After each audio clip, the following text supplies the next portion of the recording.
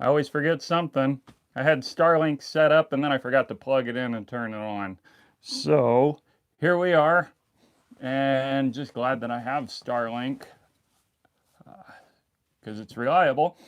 And my microphones, everything should be a go. Let me know if you can't hear me properly. Should be loud and clear, no matter which direction I look.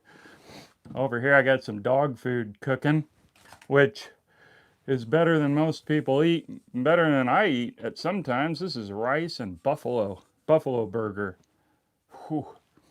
I had the same thing last night. The only difference is I put pepper and garlic on mine. I don't put it on the dogs. So it's cold outside and it's fantastic because that means I can just keep everything outside and don't have to worry about it going bad. And believe it or not, my heavy whipping cream didn't even freeze. The rice mostly froze, so that's why it's on the stove. And also, the burger didn't freeze either. It's kind of nice. I find if I keep it close to the cabin, I don't think it's because of the heat. I think it's just keeping it out of the wind. Even though I think it was in the low 20s last night, stuff doesn't always freeze. So, anyway, winter time is fun. It's uh, it's the best time to be out here. Fall is also nice because hunting season and well, it's fall. But uh, yeah. So Justin asked if I got a new hat. Justin, you've seen this one. This is one that I was supposed to bring with me to Tombstone to give to you, and have you make it historical. So maybe I'll still send it down there. But yeah, I love this hat. It's a Stetson. My hair is wild.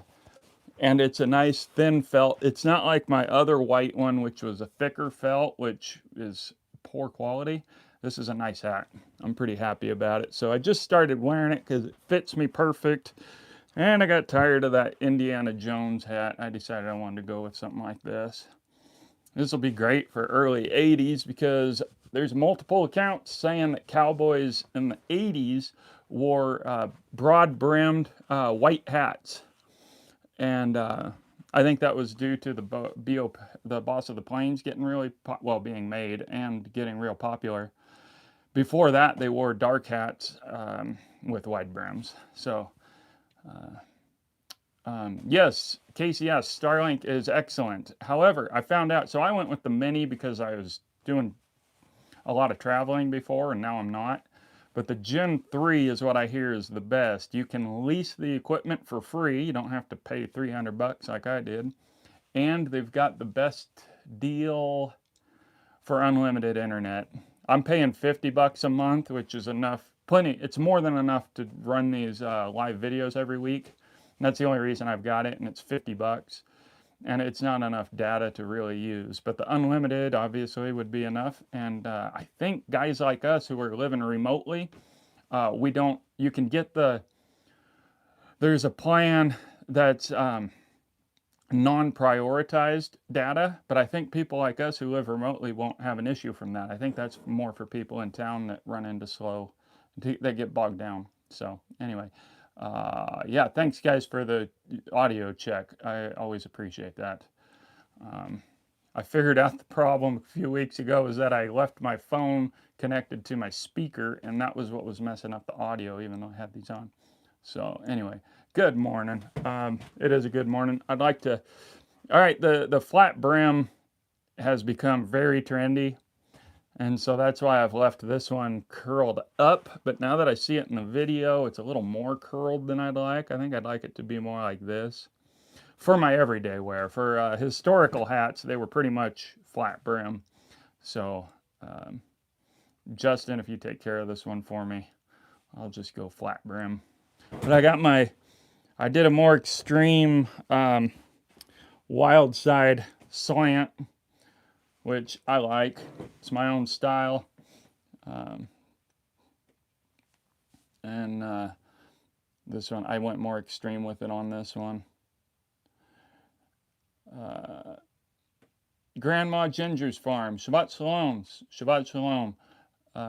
May Yahweh bless the holy name of our Savior. Casey, white hats go back into the fur trade, more cream hats than black back then.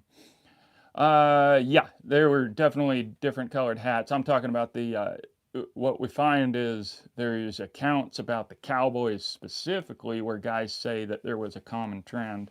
But of course, even then, there's going to be lots of exceptions. But quite a few accounts say that the 70s cowboys wore the dark hats, and then in the 80s, they were all wearing I mean, it's generalization. But that's good to know about the fur trade because I bought a black hat for the fur trade. Figures, which I need that one to have a liner in it too.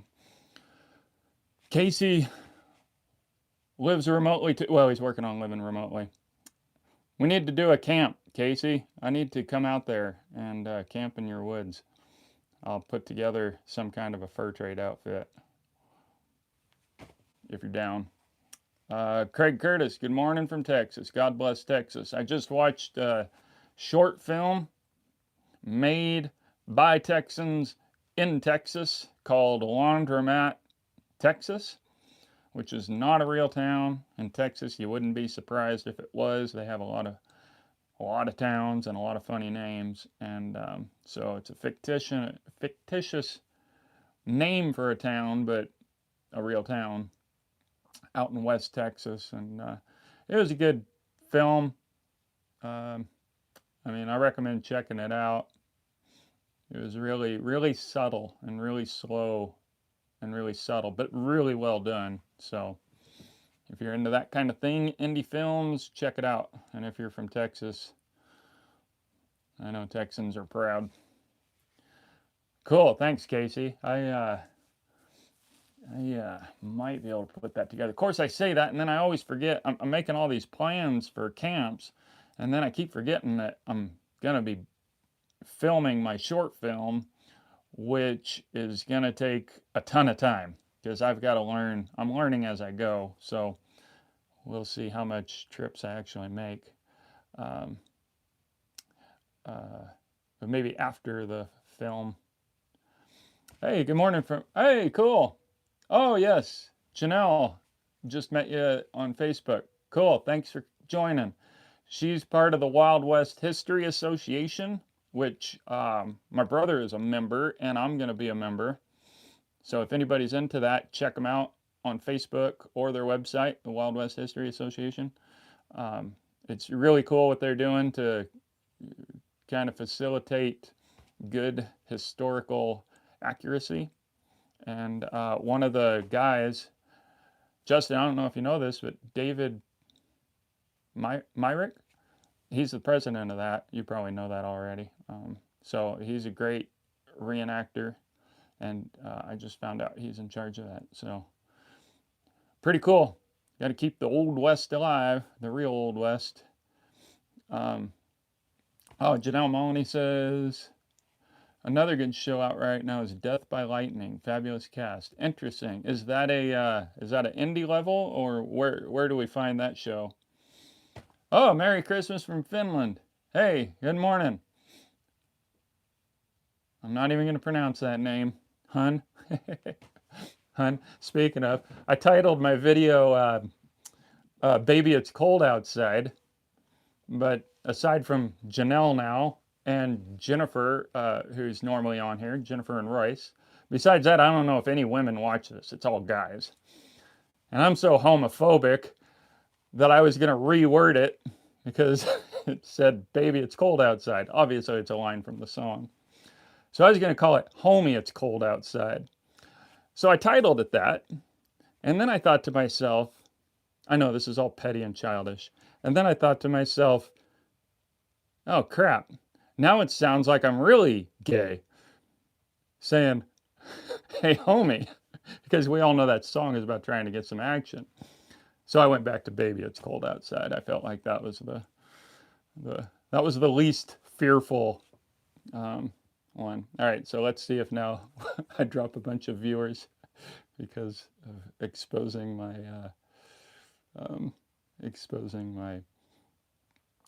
yes, Janelle. Yeah, it does have a lot of creepy innuendos. However, Speaking of history, at that, yeah, anyway, we don't need to get into that. I don't think it was intended that way, but yeah, it is odd to listen to. That's for sure. Especially if you actually think about it. Oh, cool. Cafe of Broken Dreams. Morning, evening from Romania. Good evening. Was wondering, how do we have a psychological profile of the cowboy? What was their general state of mind, their motivation when they reached rock bottom, and so forth? Hey, great question. Cowboy talk is one of my favorite things.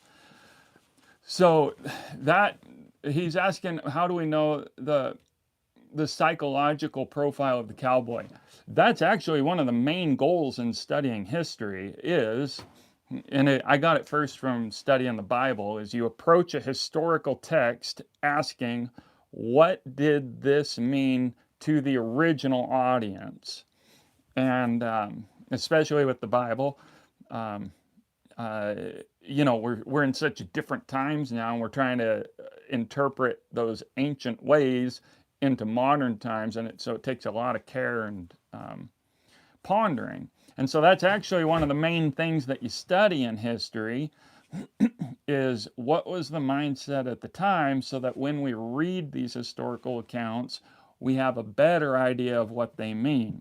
Now, if you'll notice, I'm not saying things like, then we know what they mean, because I don't believe in emphatics. I'm not a Sith.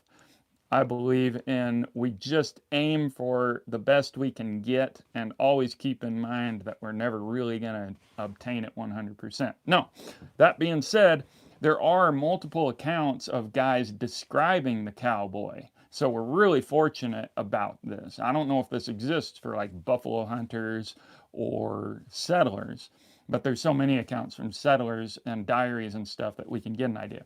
So we're really fortunate with the cowboys that there's people who described them, and there's like at least three, if I remember right. I've got at least three accounts of guys comparing and contrasting the 70s cowboys from the 80s cowboys. So not only do we get an idea of what the cowboys were like, we get this contrast of the 70s cowboys, how they were different from the 80s.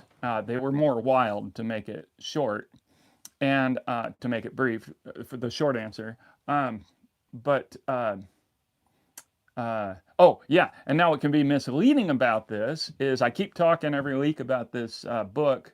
I don't remember if I got it on the shelf or if it's digital. I read it digitally so I can take notes. And uh,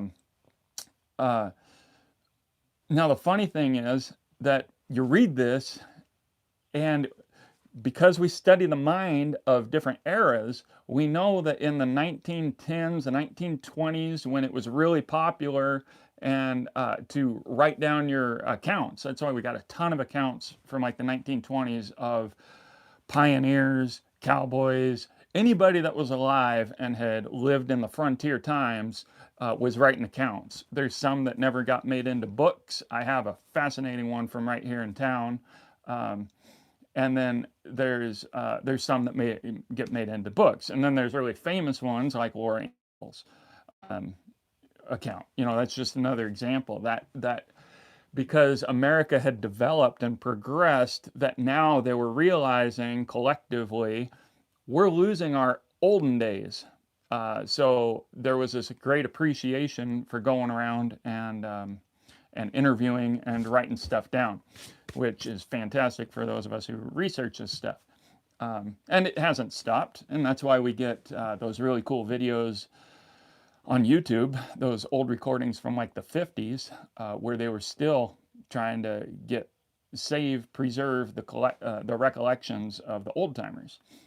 There's some great gold there from people that were actually alive in the Civil War. Well, probably from the 40s then, when they recorded it. So anyway, now the point is there, why I brought all that up, you get these recollections from the 20s.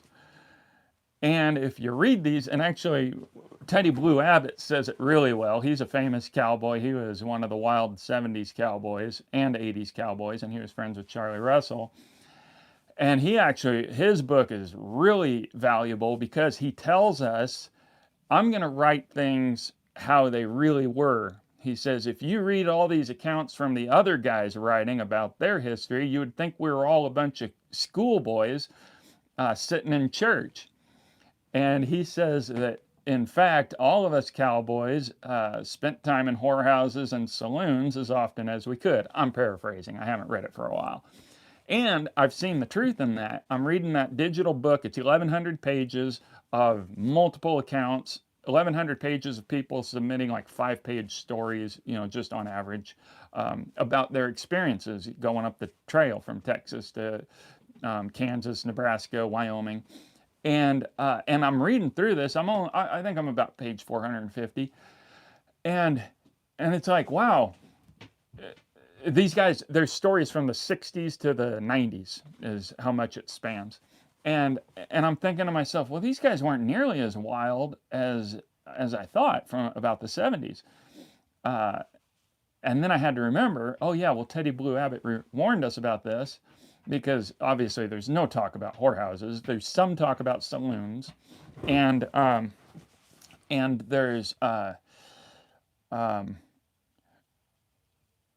very little talk about killing Indians. And those 70s cowboys were big time Indian fighters. But if you think about it, killing in a civilized society in the 1920s was not something that you want to admit to. It's, Christian values. You don't want to say, oh, yeah, I killed 15 Redskins and took their scalps. Especially scalping was not looked at fondly by the civilized.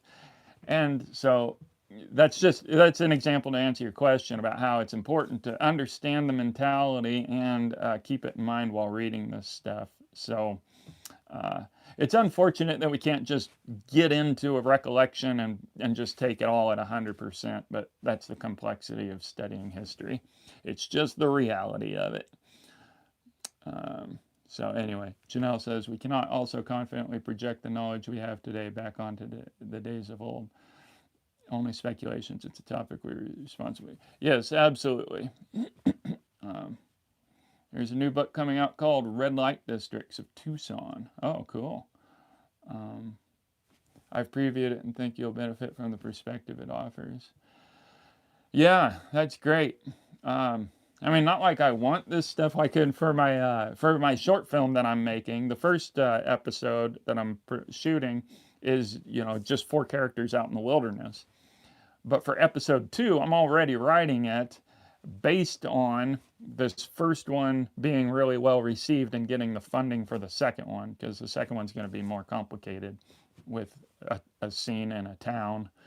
I wanted to have 2 towns, but to save costs, just 1 town. And I don't really want to make it like adult themed, but because I'm trying to portray history accurately, I've already written in a scene where the cowboy character goes into the saloon and starts talking it up with the whores and drinking and having a good time because he's a cowboy and that's what they did, and I have to portray it historically. Now, obviously, I don't have to go full in-depth adult scenes, obviously, but there's going to be a little bit of it, and it's actually funny. I can't help but write a funny movie. I have been watching spaghetti westerns, and now I'm kind of regretting it because I really want to do like spaghetti western style with all that intensity.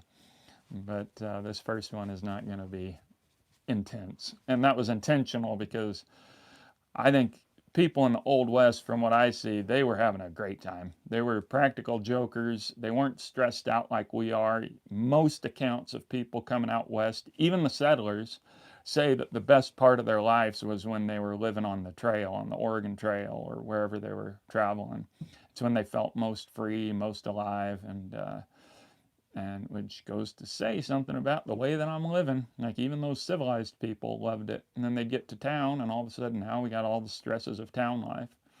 And I don't know if I'm dropping viewers or what. I feel like this is fascinating information, but I don't know how accurately the count is going. But anyway, that's looks like the dog's food is hot. Somebody told me it's okay to give dogs a little bit of salt. So I think about how much better it makes my food. So I think, well, the dogs probably got to love that when I add salt. Of course, the problem with adding salt then is now if I don't add salt, they're really going to miss it. We all know how that is. Anyway, I use a lot of salt. Not to unhealthy proportions. I don't eat enough of anything to be eating unhealthy proportions. And yet I've managed to gain weight in the last couple of years. I'm now a size 34. I was looking at some old jeans that I've got up there in the horse pen, thinking, hey, maybe I can wear these because I need a pair of jeans. And here you go, Maddie. Poor girl. She's sitting there. And anyway, I thought maybe these jeans, maybe one pair of them will fit me. Nope, they were all size 30 waist.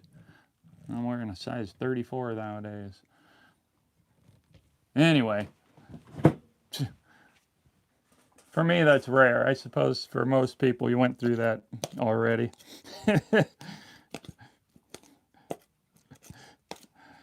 I once started gaining weight like 5 years ago, and I thought, I don't want to do that. That's going to be too heavy for add weight to packing around on my horse and walking and being athletic. So I cut down how much I ate. It can be done, folks. It can be done. I only eat 2 meals a day now, unless I eat too early. Then last night I had a second dinner. I ate too early, like at 12:30 yesterday. So then by 7 I was hungry. All right, gotta feed the other dog. There you go, little Sparta. Oh crap. There you go. Poor little Sparta's deaf and blind. Whew. Hey, thank you. Oh, all right, we got some comments here. Good history stuff. Wyatt Earp boasted about trying to kill Plains Indian chief in '64, per the creative license of his various biographers. What do you think he was trying to accomplish with that claim? When did he say it? My brother is a Wyatt Earp historian, and I've heard a lot of takes on it. So, I mean, you said various biographers, so he must have said it a few different times. But was it in the later years? Wasn't it 1820s when he was going to Hollywood sets and was giving interviews? Or was it in one of the towns of his travels where he went up to Alaska, like Tombstone showed, and then he came back down and went to Seattle, went to Nevada, and he had a saloon in every town he went to, just about. My brother located the site in one of them, or two, or I don't know. Anyway, he looks into that stuff. So yeah, I'd be curious. I think most biographers of Wyatt Earp get it wrong. I've talked about this before on my channel. So we're talking about the mentality. Now, here's the problem. Most guys who study all the time, and I'm not trying to be offensive here, but they study all the time because they're not good at sports or they don't like sports, whatever the reason. They're not doing a lot of sports. They're not doing a lot of construction projects, and they're not going out being entrepreneurs. They enjoy a cup of tea and studying history. Hey, I love it. I absolutely love doing that. I wish I would have done more when I was younger.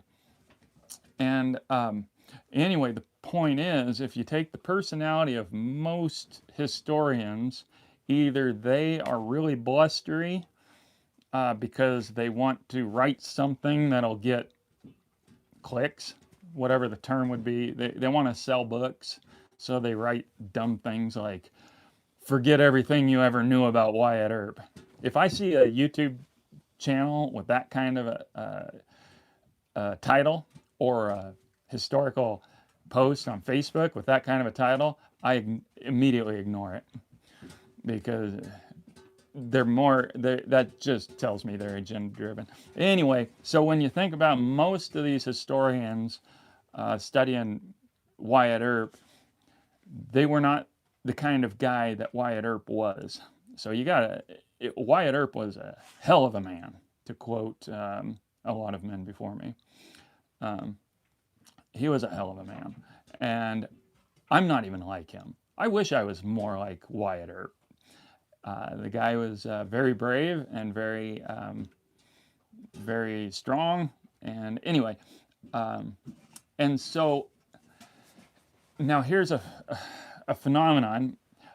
I found years ago that if I talk to myself, it kills talk about myself, it kills dead space. Like that's the worst thing that you can do when you're talking to people and you got nothing to say.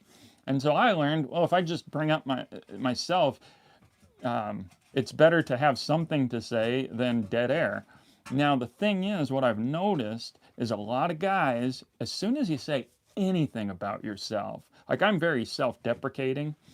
So if I do say something about myself, I usually make myself the butt of the joke, or it's something that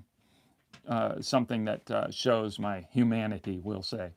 But there's men out there who no matter what you say, they will take it as bragging because you're talking about yourself. And now a lot of times those guys it's like it's kind of an animal behavior in my opinion. It's like oh, you're bragging about yourself. Well, I'm better than you. I'll puff my chest, that old puff your chest up type of thing. It's really annoying, really obnoxious.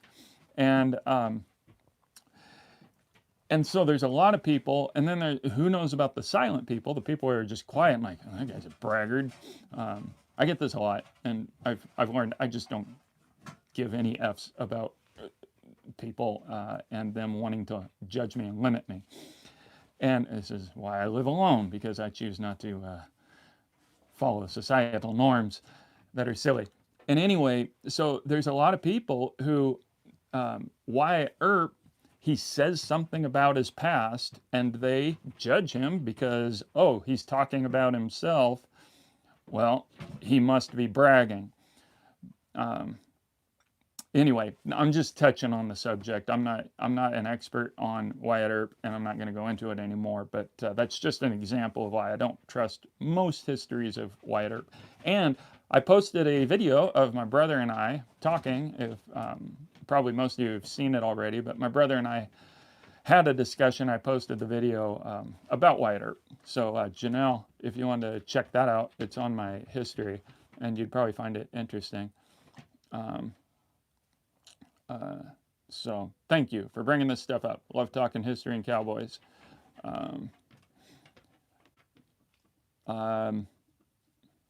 Oh, and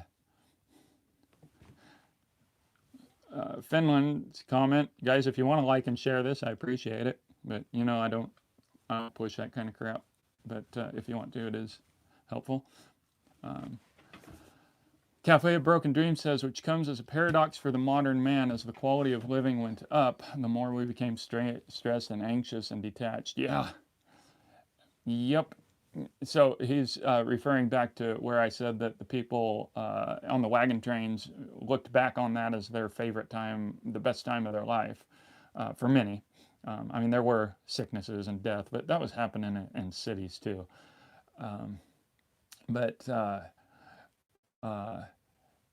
Yeah, that's the irony, and that's why on my other channel I want to talk more in depth about my philosophy and stuff that I've learned from living this way, but I just sum it up as the lies of society. Like there's so many lies out there about nicer car, nicer home, nicer vacations, and I'm a victim of that. I mean, I pursue all that stuff. There's multiple vehicles right now that I would like to buy, but when I actually think about it, instead of like impulsively, I'm like, why do I want that? I don't want any of that.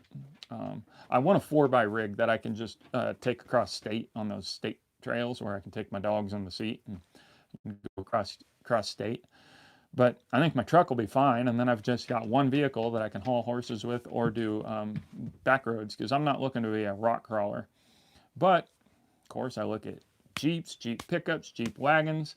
I look at Razors, Polaris Razors. I look at Toyota 4Runners, um, Toyota RAV4, because that one's more fuel efficient. I look at all this stuff thinking, man, if I just had that. And it's all just a bunch of lies. I can get up to 20 miles per gallon in my truck if I do things right. And then I just have one vehicle and my old car, my 99 Corolla. So anyway, that's how I summarize all that. It's not even convenience. Because, oh, the point of that is, because I tell you guys all the time, my living here is so easy. That's why winter is the funnest time, because it's so easy to stay hot. I've got this thing shut down. Look at how much. For those of you who don't know wood stoves, this is what's called shut down. The door is all the way closed, as opposed to like this to let air in. The door is all the way closed. I got 2 logs in there on top of some coals because I got some really quality firewood. So the door is closed, and then here's my damper. It's the only one I got on the stove, and it is mostly closed. You can't really see. It's about a 1/4 inch open, so it's not as closed down as I make it. Like if I go to town or if I want it to burn for 8 hours. Anyway, I got the door open and the stove's closed down, and I feel great. Most of the time, a lot of the time, I'm taking my shirt off in here because I'm sweating. Anyway, my point is, I'm belaboring the point. The point is, I've got a comfortable bed, same kind of mattress I would have if I lived in town. I've got pillows, I've got down comforters. It's just really comfortable. I've got nearly nothing compared to what people in society have, and yet I'm so comfortable and I have everything that I need. And anyway, so that's why I call it the lies of society, telling me constantly that I don't have enough. So anyway, all right, keep the questions coming. Let's see. Casey says, Richard, did the winds get you guys? I know you likely didn't have the tree issues we did. Yeah, the winds came in. It sucked. However, right now I have a temporary roof that works fantastic. I don't even need to upgrade it. But I've got metal to make my metal roof. But right now I've got a layer of plastic, 6 mil plastic, covered by semi-tarp that's got some holes in it. But the tarp is so that I can then strap it down. I've got ratchet straps strapping my roofing down, and that way the straps don't tear through the plastic.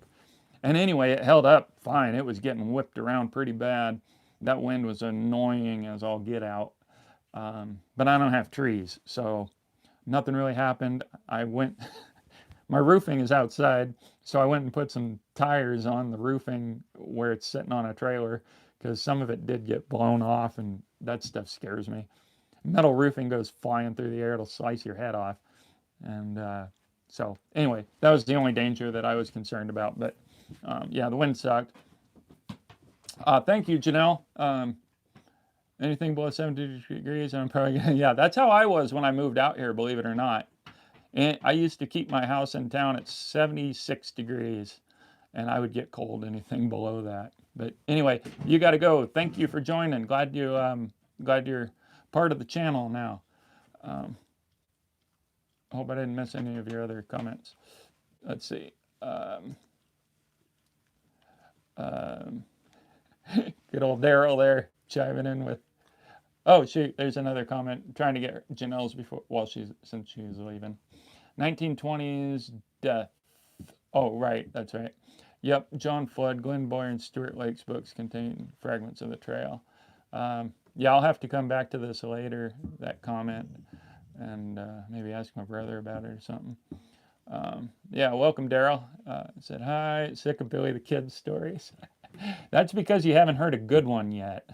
I mean, I really enjoyed Young Guns, but you know, it was very fanciful. It was like it was appealing to kids, you know, with being extra dramatic and over sensationalized. But the real story of Billy the Kid is fantastic, and I think if you actually heard that, you wouldn't be sick of it. But there's no real there's no real accounts of Billy the Kid out there. There are in books. You got to piece them together. Hey, Dead Wolf Resistance, welcome. Excellent work over there. Keep it up. Thanks, Satin Wolf. I'm going to call you Satin Wolf. Preferred Doc Holliday. He was highly intelligent. Yeah, Doc Holliday was awesome.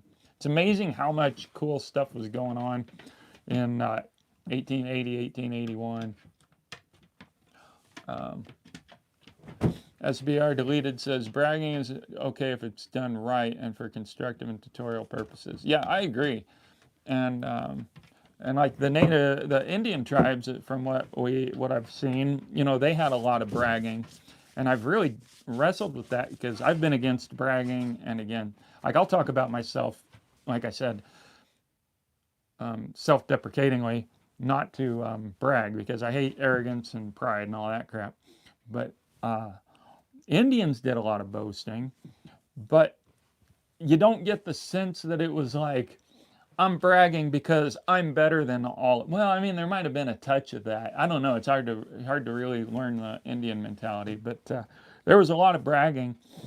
You know, that's why the whole counting coup thing, you touch it so that, and then you can brag and go tell stories about your events. But I've got this account from a girl, I've mentioned this before, who was a little girl in like the 50s or something, back when the tribes were still wild. And then when she was on the reservation, in the reservation era, she wrote what it was like when she was a kid in the tribe. And she described how the whole tribe supported the warriors, the young men, because it was up to them to risk their lives to go out and defend the tribe and to get meat. And so she talked about the mentality of how the tribe supported them. And it goes to show why they sang songs about their warriors, why the bragging was welcomed. So a warrior comes home and brags about his exploits. You know, there's accounts of them being out on raids and they didn't get anything, and they're ashamed to get back to the camp because, well, we didn't get anything. Like Dances with Wolves, in fact, that's what was going on. I read the book version, and those guys who killed what's his name? I'm so bad with names. The guy with the mules. You know, don't hurt my mules. In the story, those they were Pawnee, weren't they? They had been traveling around, and didn't have anything to show for their raiding time. And so they ran across this guy. They didn't really care about mules so much, but they had to have something. So they shot him, scalped him, took his mules, and that way they could go into camp and have something to brag about.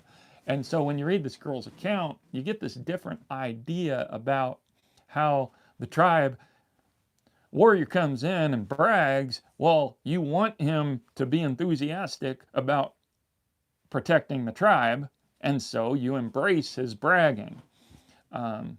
And you embrace his exploits and you listen to his stories because that encourages other warriors to go out and be, oh, I want to have good stories. And so it all works together. It's kind of cool. And I'm not idealizing native life. I mean, I know there's bad to it and good, but there's a lot of really cool stuff about it.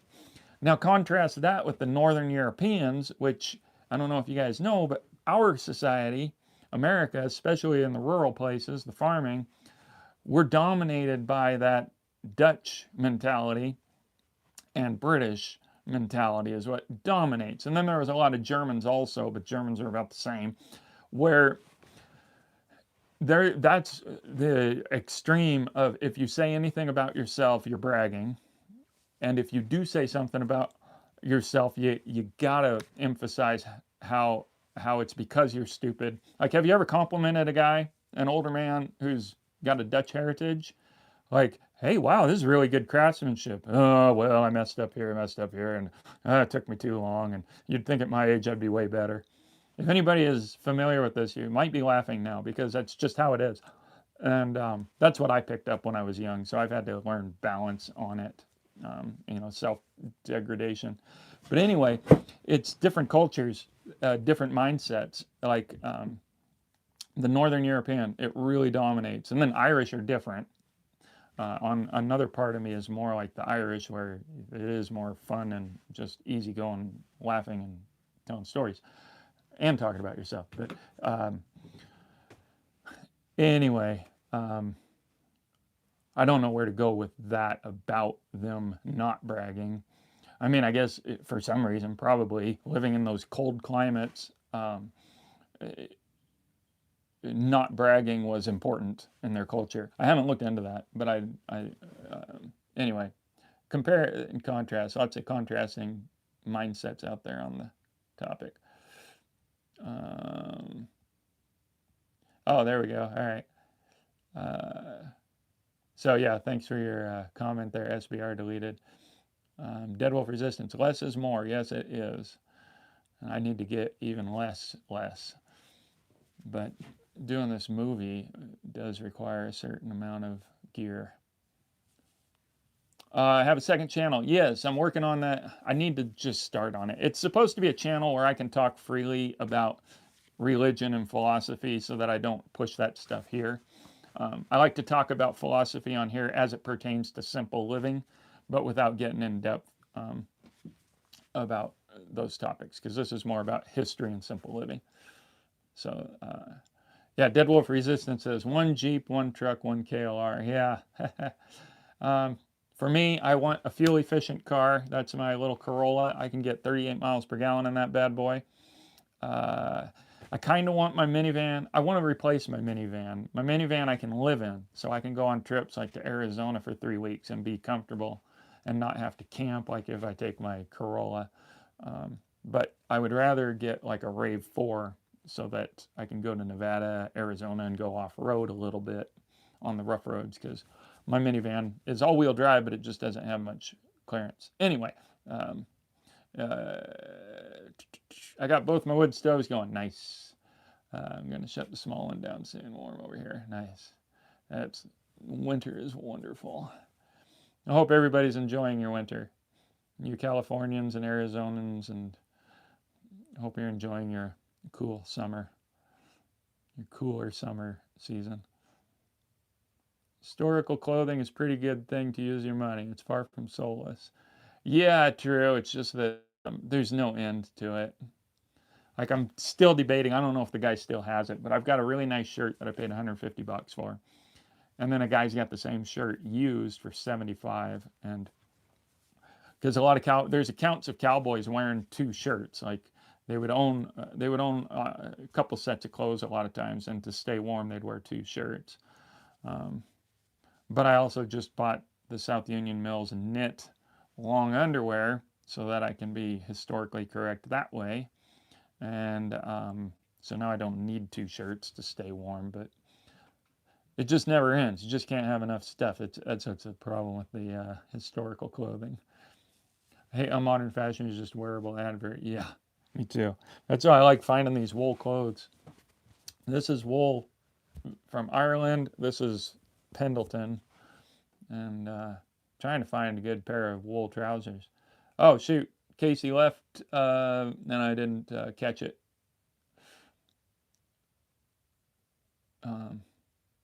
Did Indians do Christmas? Only in the reservation era. Well, I shouldn't say that, because you guys probably know missionaries hit these areas pretty early on. In the 1840s, here, the chief here, he actually had a normal house and ran irrigation long before white people were living here. And then, well, I shouldn't say that. I think he got those ideas from the missionaries. He learned it from the missionaries. And he brought in cows also, because his philosophy was, if we adapt some of their ways, then we can get along and work together. So, like I said, he built a square house, or a white people house, did a garden. He was the first one to bring cows into the valley, and so who knows? Maybe he worshipped, celebrated Christmas too. That'd be awesome to know.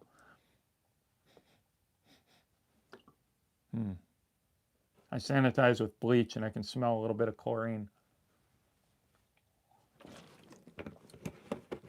I don't think it's enough to, I don't think it's enough, though. I think it's just the smell of cleanliness. Dead Wolf Resistance. I have 3 Filson Jack shirts and 1 Pendleton light wool jacket. Good stuff. Nice. Yeah. I just ordered. I wish I would have ordered it sooner. I was trying to put it off and then finally decided to. I ordered a wool, quilted wool shirt. I love those. I used to wear them all the time when I was 15, 16. And it's Christmas colors. So it's green and red.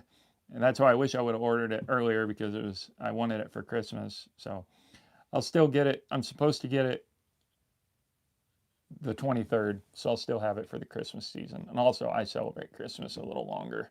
I keep the Christmas season going. All right, let's. I'm going to run outside and show you guys the creek because somebody here asks about flooding. Craig asked, the guy with the miles. The guy with the miles. What was that a reference to, Justin? The guy with the miles.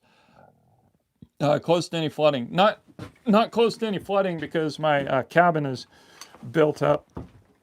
Everything out here is a hill, which makes it kind of difficult. I set my Starlink right here in preparation to walk down to the runoff creek. Let's see. There's my Christmas tree. It got blown over, and I haven't decorated it yet because I'm out of lights. I don't want to steal the lights. All right, so guys, please tell me. I don't want to get away from the service, so we may not make it to the creek. But if you go on my Facebook, or I posted it on, I posted pictures on my YouTube channel. So down there is the, oh, oops, I forgot. I'm not switched it around. So that's a runoff creek there coming down to draw, but then and then joining this main one here, and and then it got cold last night. Let's see, is that any better?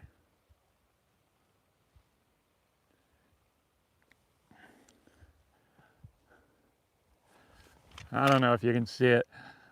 I'm afraid if I walk all the way down there, I'll lose my internet connection. And once that happens, as we've had in the past, it doesn't come back.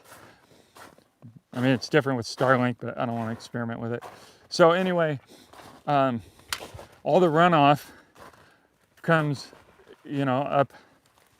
upstream, and it's even colder up there. So these cold temperatures at night, it got pretty cold last night, probably low 20s, mid 20s. So enough to slow down the melt. And the reason that's important is I'm hoping, fingers crossed, that I've got a creek until spring. Because usually the runoff comes around March, well, February, March. So it's already here in December. So maybe I'll have 3 or 4 months of a creek. I'd like to decorate that tree. Yeah, it's beautiful. And it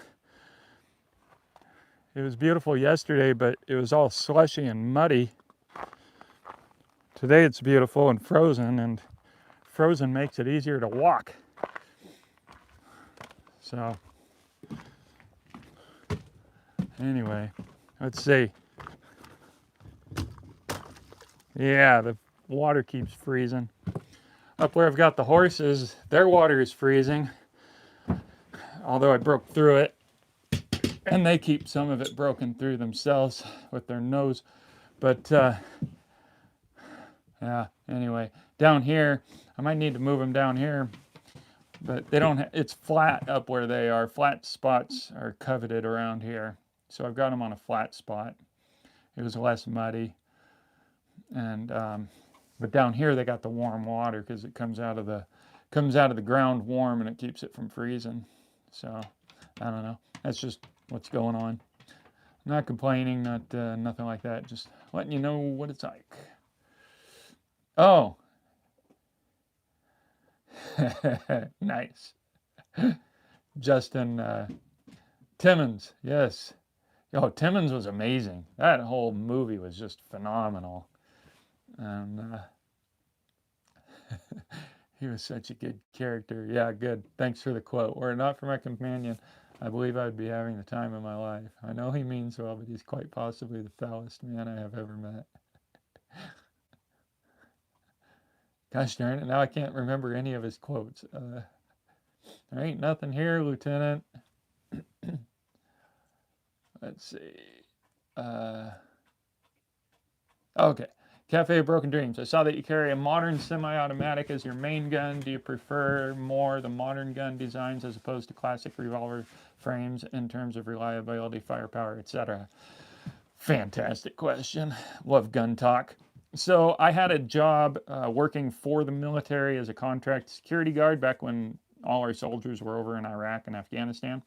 And uh, I got trained on a Glock. That was my first real training with handguns. I mean, I'd shot revolvers and stuff all my life, but I was never really a modern handgun guy.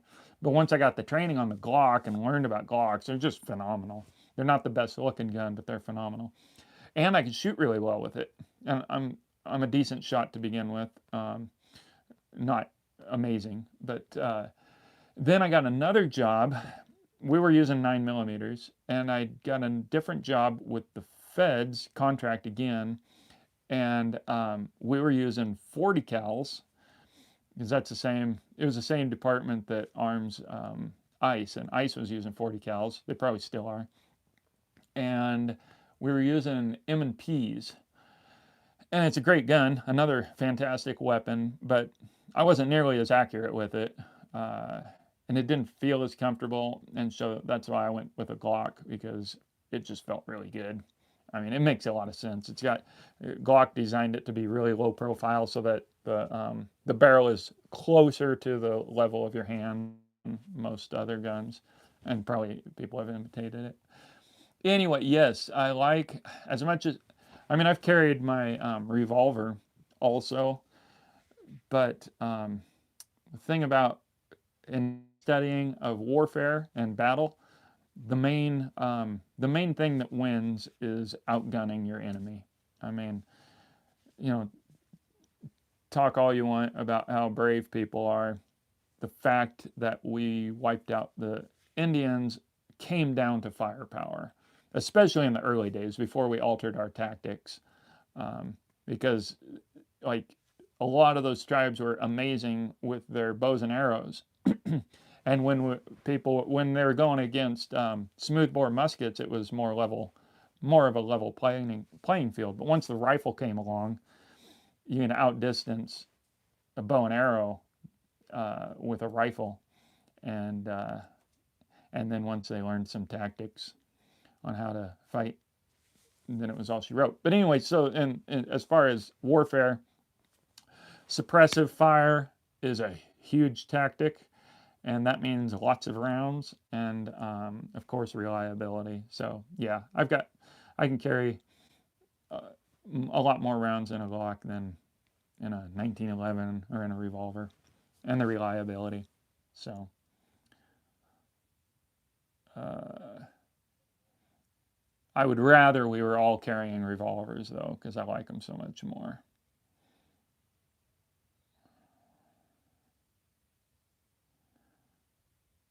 Do I prefer the modern gun designs as opposed to the classic revolver frames? Even for classic revolvers, as much as I would love to own an original, the gun metals that they use these days are so much better on the reproductions. Broad Killing says, the hat looks great. How's the Western style hat in winter? Thank you. Strong wind. I usually end up with some sort of stopping gap in the blowing wind. Yeah, I don't have it here. I keep it in my truck, but I've got one of those 8-panel. It's an antique hat, the 8-panel wool, like a newsboy's hat. I wear that in the high wind because the main thing is covering the eyes, and that's what kind of bugs me about these cowboy hats. It's better if it folds down to keep the sun out of my eyes. The flat brim doesn't do it as well. This hat fits me really well, so in the wind, it's really comfortable. It fits perfect. That's why I want to start wearing it as my primary hat. So it can tolerate some wind, but even then, you turn around and look down, and bam, the wind takes it. Or you look up and the wind takes it. So Otherwise, it's a fur felt, so it's pretty warm, and also it's been raining, so it keeps the rain out of my collar, and as long as it falls on my shoulders, I can take some rain. So that's my take on a cowboy hat in the cold. It's got to be pretty dang cold before I can't wear it as far as cold goes, because I mean, especially you put a down coat on and then you want heat to escape, especially if you're wearing gloves, you're wearing a down coat, and you're wearing a hat, then you need it escaping out of your ears, because otherwise you just get too hot. So, hey, Stanley Yorks, welcome. Glad to see you on here. Looking forward to Coffee Sunday. Let's see, it's a bit depressing here in Finland. All the snow has melted and the ground is just wet and muddy. Yes, that's how it was the other day. That sucks. We usually have, yeah. Yeah, that sucks to hear Finland doesn't even have snow. For crying out loud. It's like my goal is to have a property where I reliably get snow every winter so that I can go up there in the fall and spend it until Christmas. And then when Christmas is over, go down to my property in Arizona or wherever and follow the seasons. And then come up here for spring and actually for summer. I've found there's high elevation places. There's a couple in there's a part of Nevada where I've looked it up, and they say the highest temperatures are like mid 80s and only briefly in July, and then the rest of the time the highs of 70s, and then it gets cold in winter. And there's places like that in Colorado too. So basically, following the best seasons is what I would do, but who knows? I'll probably just stay here. If I dig underground here, then I can stay cool in the summer. Uh, hey, Jose, you made it. Sorry, I got an emergency plumbing call from. Oh, dang. Jose, have you watched that comment? Emergency plumbing call. Have you watched the show Community? Hopefully you said yeah. Hopefully you say yes, or if you watch it, I'll be envious because it would be your first time watching it. 3 degrees Celsius here, which means it's above freezing. Wow. Yeah, that's strange. Man, just can't count on anything anymore. Dead Wolf Resistance says, I run an ear flap attachment on my winter felt hats. Stampede strap in the high winds. Yes, speaking of Stampede strap, I found another account that, to me, Justin, are you still on here? In my opinion, Stampede straps were way more common than not for cowboys. I'm talking cowboys, and I'm talking the Texas cowboys that went up to Kansas and stuff. I found an account where the guy said we all had Stampede strings and mostly wore them around the back of our heads. That's my paraphrase. I don't remember how the quote was. And the reason that's significant is you can't see the back of the head string in photos most of the times. And besides that, got to remember, we barely have any cowboy photos. I mean, there's a few, but most of the photos, if you guys have ever seen them, probably most of you who don't actually like get in-depth research on this, most of them that you've seen are probably from the 1890s, like the Time Life cowboy books that I used to look at, cowboys, Indians, loggers. Used to look at those when I was a kid. Like most of those are 90s. Most of them, even then, of the ones that we, well, 90s, they were actually getting real photos of cowboys. But most of the photos that go around on Facebook saying, here's a cowboy, isn't even a cowboy. Um, it's just people that were dressing up, because cowboys became really popular in culture even in the 80s, in the 1880s. Culturally, it was a phenomenon. It was a popular thing. And so a lot of people would get their pictures dressed up as cowboys. And so that's why they're not even real cowboy photos. We just don't have very many. That's my point. Similar hats were popular in Finland as well, usually black and straight brim.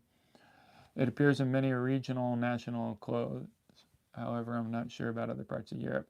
Yeah, I think the flat brim goes back pretty far. Flat brim, tall crown, fur felt.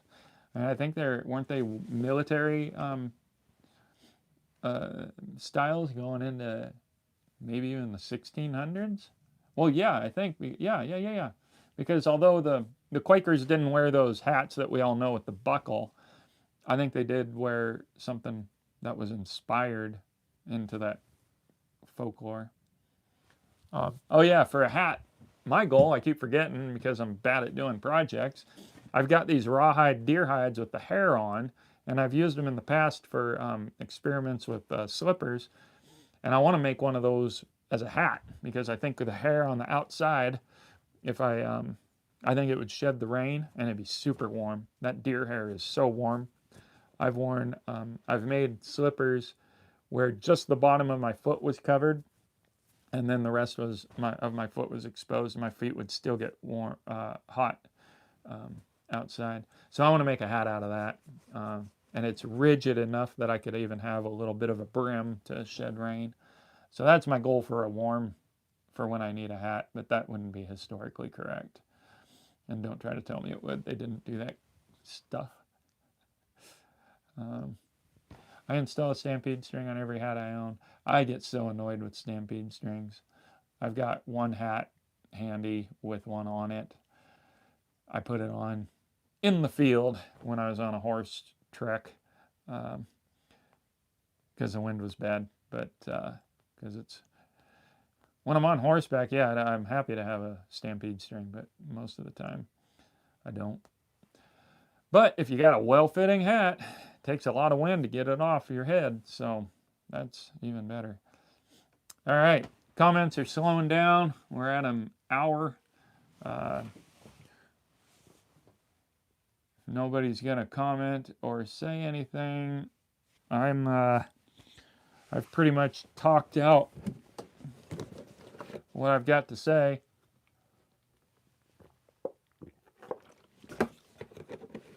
Oh, there we go. Finland. It's really fascinating how similar 1800s, early 1900s Finland is to the Old West. Oh, I bet. I bet because, and that brings up an interesting point is that, those eras of American history were settled by people who came from the old world. So even though we had a collective culture here, there were a lot of, like the Germans, they'd create their own little communities and maintain a lot of their culture. And then a lot of the culture that was created here in America was derived from the European culture. So I guess when you think about it that way, it's not really surprising. And I'd love to learn more about it, about other cultures, especially the cultures that moved over here, to try to see, to try to recognize, oh, that's the origin of what we do in America. It must have come from there. And also brings up another point for cowboys that occurred to me. The cowboys in this book that I'm referring to, they were all Texas cowboys in the 1100 page book that I'm talking about. And they had a term for Yankees. They called them the Shorthorns. And, and they had shorthorn cattle. Shorthorn cattle was different from Texas cattle because they had the longhorns. But the term shorthorn started to, came to mean like the Yankees, the people who were from the East. And what that was a contrast of cowboying philosophies. And so you had the dominating philosophy was the Texas cowboy, but they would run up against these shorthorns who did things differently, and they were Yankees. So I think they were Yankees, but generally, people coming out to do business in the cattle trade. And so what that points to is that, we all, especially on Facebook, you get all these virtue signalers saying, America didn't start the cowboy, the Spanish were doing it. Like, yeah, no kidding. But in the 1860s, we created an American cowboy. That doesn't, nobody's saying we invented everything about cattle handling and trying to pretend as though we didn't adopt a lot from the Spanish. Like, that's just obvious. It's just so stupid. But anyway, But then the emphasis gets on the Spanish. Now, the thing about the Spanish that I know of is that they made it cool. Like they made it admirable profession. Like up north, I mean, think about it. Up north, they were herding cattle for thousands of years. Like cattle started, I think they believe it started in Anatolia um, in 3500 BC, 4000 BC. I don't remember offhand, but a long, a long time ago, maybe it was 5000 BC.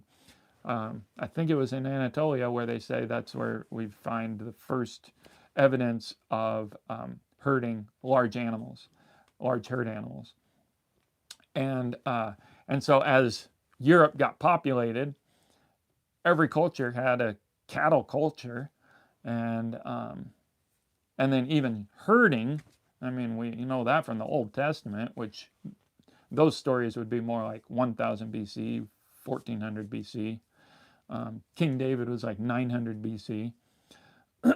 But there's herding cattle and herd animals goes back thousands of years. Every culture did it. The difference is, and I got to see this firsthand in South Africa, it was a kid's, and you get it from the story of David too. It was a kid's job. It's like the job that nobody wanted, and you give it to the youngest kid. And I actually talked to my friend uh, Zamani, who's Zulu, and he told me what it was like. He said he hated it. It was miserable because, for one, you're out there all alone and you're a little kid, so it's probably dangerous. And he said when the rains come, you got to find a cave to hide in and try to stay warm. And he said it was miserable, but he had to do it because he was a kid. And so that's why I say the Spanish weren't the first to do it. They were the first to make it cool. Like it was a I can't think of the word. It was a they were the ones to create that image that, hey, I'm a cowboy, I'm better than you. And the Texas Cowboys adopted it. I don't think the Shorthorns did. You get these stories about these investors who a lot of cattle herds were made by people investing, and maybe the guy who owned the herd was part owner of the herd. So they'd have like 4,000 animals, and the guy who is in Texas, he may not even go up the trail, and maybe he did. He owns a third of the herd, and but he got investment from people back east or Yankees or whoever to put together a herd and then takes them up north. So a lot of the money and the investing came from Shorthorns, and that's what my area. That's why it's a real mystery to me. We have a cattle history going back here into the 1850s, so that's pretty early history for cattle. I mean, the Indians had it, like I said, the first ones, but the first white men to come here with cattle was like 1856 or 1858. I think the first drive was 1858. But anyway, um, I take that back. It might have been early 50s because our Indian wars here were 1855 to 58. And I think that the guy who brought cattle here had to leave them. And then after the war, he came up and tried to find what he had left. So my point is, I don't think our cowboy culture here was was the Texas Cowboys. Like one of the guys, the main guy that I always talk about the book, he was from Missouri, but he was just a worker. He was a big time worker in it, but he started out in 1860 as a kid working for his brother who worked for another guy, and I forget where the other guy came from. Now I got to look. Yeah, I got to look into that. But I don't think it was the Texas culture, and I think a lot of it was, Yankees going across the states, funding it, building ranches, and hiring all of these cowboys that were. It's like, oh, you'll work for 25 bucks a month because you think you're better than everybody else. Works for me. Works for my pocketbook. I mean, it kind of makes sense. You come out here with money, hire cheap labor, and you're really benefiting that these guys all have stories written about them back east because it inflates their ego and makes them willing to work for 25 bucks a month or 20 bucks a month or 30 bucks a month. So anyway, that's a little bit of how I think it was put together. Um, Not quite straightforward as Spanish started it, Texans adopted it. It's which is a lot of the history that we see, but it was way more complex than that. So anyway, what did that? Oh yeah, um, that was your Finland comment.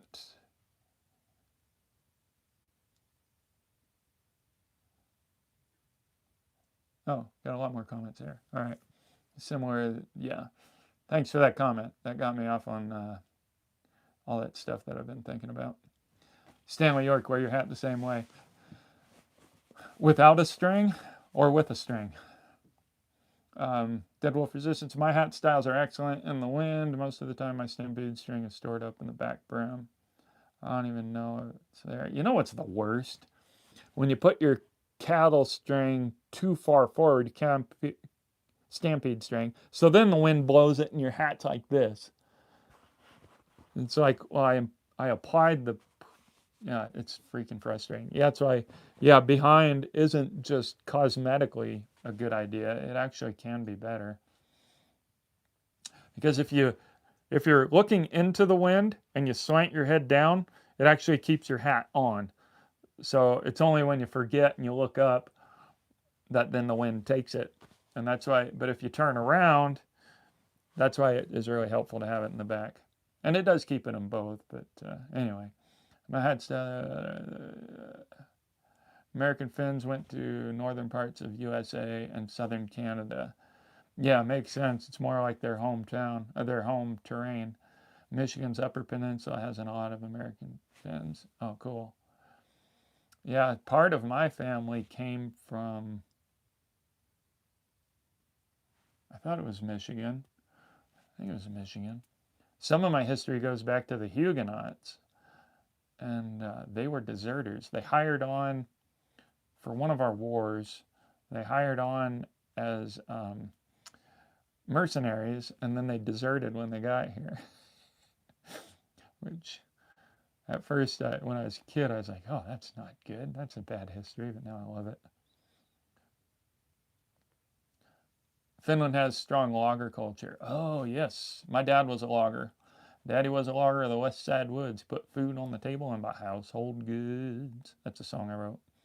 Uh, my dad was a logger in the 1840s. My grandpa was a logger in the 1830s. 19. We're on this talk. My grandpa was a logger in the 1930s in the Portland area. So that was he was the early days of logging out there, taking down those huge trees. My dad took down huge trees. He used to laugh at how he used to scoff at how he'd see logging trucks in town here, and they'd have like 15 logs on one truck. He'd be like, "Man, we just carried one log on one truck. We didn't have room for a second one." Cafe of Broken Dreams says, in regards to your story, I went to Botswana for an animal tracking. Oh, wow. Certification course. Our master trackers, which were indigenous, were telling us that herding was a full-time job as a kid. Yeah, yeah, it's full-time. You can't leave the animals alone. Um, I knew an adult herder when I was in South Africa, and he was poor. His clothes were falling apart. He was not admired. But also they weren't it was neat. They didn't have I didn't notice so much of a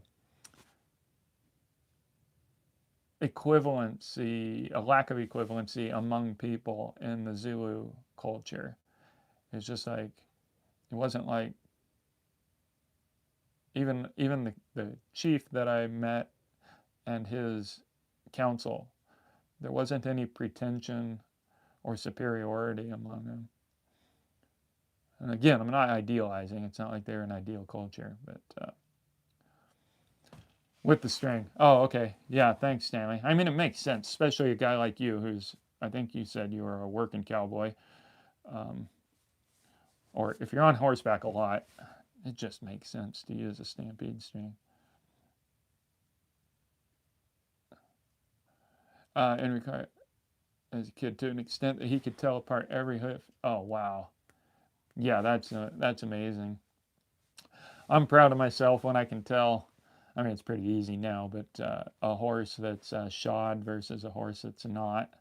And I saw some tracks through here. It was when the guy came through with his mules, and so mules have a more narrow track. But I can't tell my dog's tracks from a coyote track. Um, uh,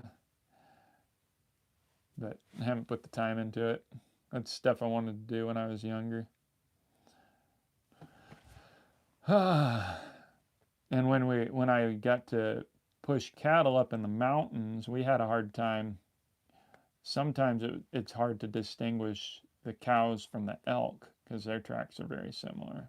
But we could, if I remember right, we could. They were shaped a little bit different, and also I guess the behavior was different. But then also you find cow pies eventually, and it's like, okay, that confirms it. That's the best part of tracking cattle. Um, because the tracks up there, it's so dry, so they step in the dirt, and it could be a week old track, and you couldn't really tell. Like maybe somebody that's really good could tell, but the guys I was working with, like they had a hard time. I mean, they're the ones pointing it out, saying it's just hard to know if it's a day old or a week old. But you run across that cow pies, and that was a whole lot better to tell how recent the cow had come through.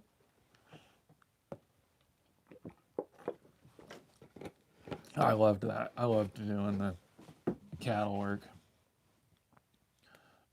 All right. Oh, we got some more comments, kept us going. But maybe now I think it's time to cut this off. And I don't know what I'm going to do. Make some more coffee, maybe. All right. Well, thanks everybody for joining. This has been a fun one. And hope you're getting ready for Christmas. And hope you've got lights up and making it festive because listening to good Christmas music, that's what I'm doing. All right, folks. Have fun. Good to see y'all. Remember, life's a lot more fun over on the wild side.